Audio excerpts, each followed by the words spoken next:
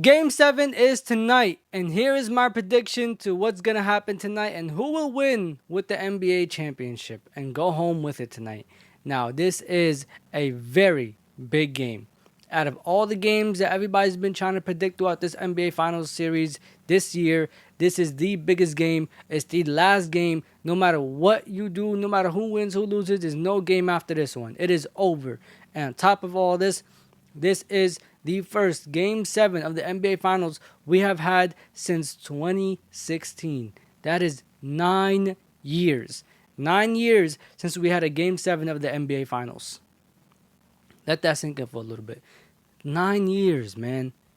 And you know what happened last time in Game 7? We had a clutch shot from Kyrie, a block, a chase down block by LeBron.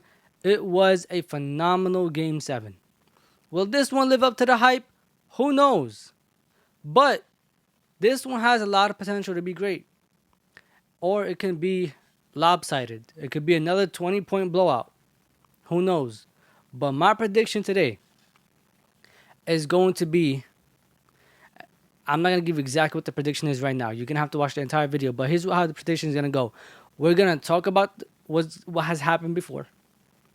Which, as you can tell, the problem with the Thunder is, and as bad as I want to choose the Thunder for Game 7, spoiler, as bad as I really want to, there are games like Game 3 and Game 6 where they come out here and play with no heart. They come out here and they are not aggressive whatsoever. They come out here, they're not forcing any turnovers. Do you know in Game 6, the last game of the NBA Finals, the game that went on Thursday, the game that the Thunder was supposed to close out and win an NBA championship, they forced like 2 turnovers in the first half. It was anywhere between 2 to 4. I think it was 1 turnover in the first quarter. Now, if the Thunder come out playing like this, it is over.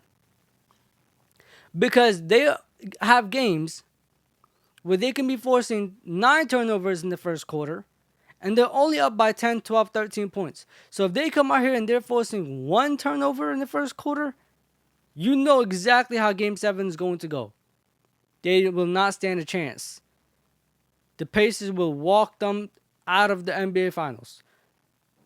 They will go home with a heartbreak of the century. And I said this in my last video. And you can go back and watch it. Because YouTube's holding me right now.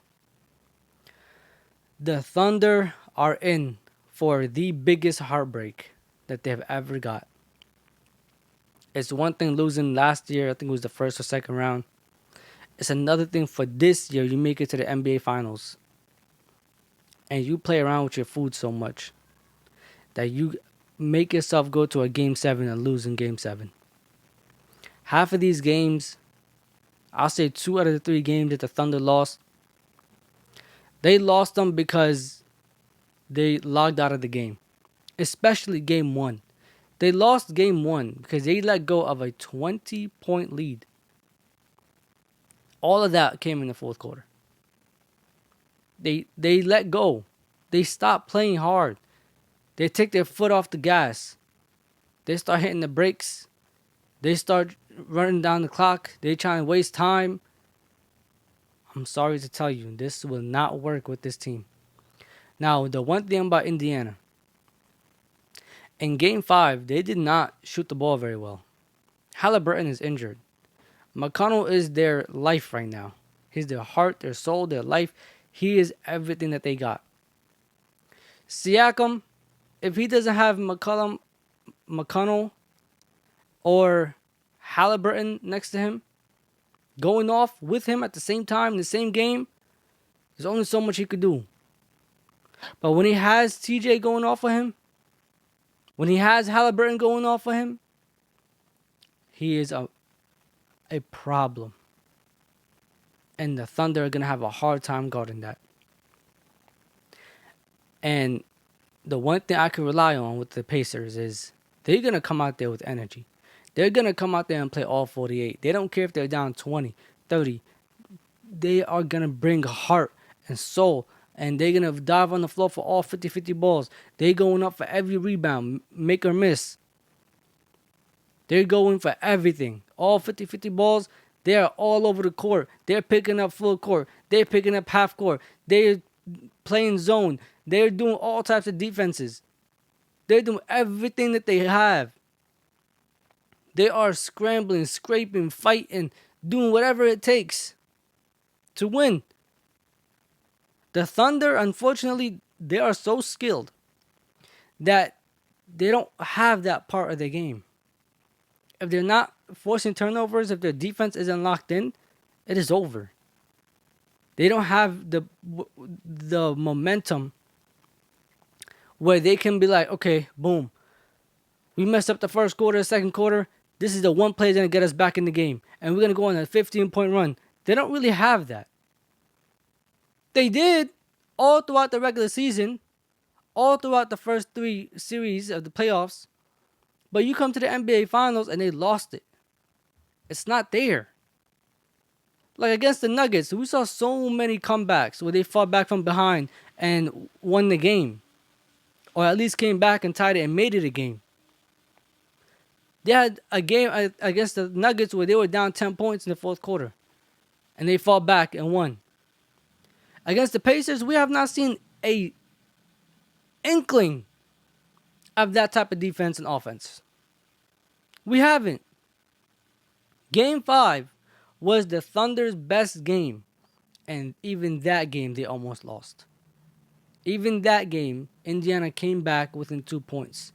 The only thing that bailed out the Thunder is that Halliburton went 0 for 6 and got injured and was not aggressive at all in the fourth quarter. And then I don't remember if it was the same game or the game before, but Siakam had 1 shot in the fourth quarter. That's what helped the Thunder in Game 4 and Game 5. Game 6, when the Pacers come out here and they're playing their hardest, this is what happens. The thing that helps the Thunder is they're playing at home. Everybody's going to be cheering for them. It's Game 7. The Thunder have been in the Game 7 against the Nuggets.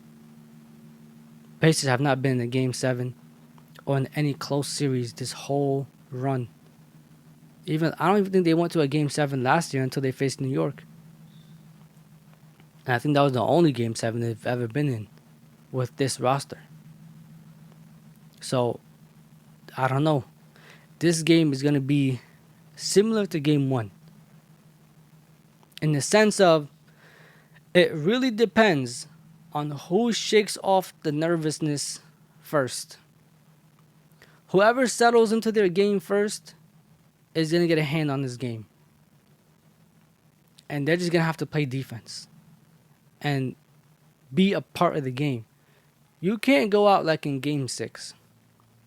In Game 6, the Thunder were non-existent. They were not there defensively. They were not there offensively. And Chet Holmgren. Oh my God, bro. If he comes out here and has a terrible game again, where he gives you 4 points, if he comes out here and gives you 14, if he comes out here and just plays bad in general, he might sell the game. He's had 3 bad games. And not just bad games, horrible games. Terrible games. If he comes out here and plays like how he's been playing the last 3 games, the Thunder are not winning. J-Dub, he's going to come out here and perform. He has to. He has no choice. The amount of defense they're about to throw on Shai Gilgeous-Alexander, J-Dub better come out here and go off. He might need to have another 30, 40-point game. Now, Shai, man, I don't even know what to tell you, bro. What I can is, you better not go take 30 shots for 30 points. You better not go take 20 shots for 20 points. You better settle into your game, know what you're doing, know what you have to do, and do it correctly. This is your last chance at winning a championship this year. Last chance. I promise. This might be a last chance of even smelling the NBA Finals for both teams. The only thing is, I could count on Indiana. Even if they're having a bad game, they're going to stay in it. They're going to hustle their way back in it. Even if they're down by 15, 20, they're going to make some type of moves to come right back within 5 points. And we all know Halliburton and the game winners. If it's a close game, he's hitting the game winner. I don't care if he's on one toe, one leg, if he's on his arms, one way or another, he's hitting that game winner. Halliburton's going to make it work. The Thunder better lock in defensively. Now, offensively, you're going to need them points from Alex Caruso, from Aaron Wiggins, from Cason Wallace, from Kendrick Williams, from the other Jalen Williams. Your bench that never played this series played really good in the fourth quarter last game. You might have to use some of those pieces. You might have to. And I see everybody's talking about Scott Foster is officiating this game. I'm not sure if that's true or not, but let's not act like Scott Foster is the reason why the Thunder are winning. The Thunder are winning because the Pacers have had some mental collapses as well. Alright? And it's that point blank period. It's literally that simple. There's no other reason. Like, let's stop blaming officiating for every little thing that happens. A team wins, we blame officiating like the other team didn't collapse. There's so many other parts of the game that go wrong besides officiating. Alright?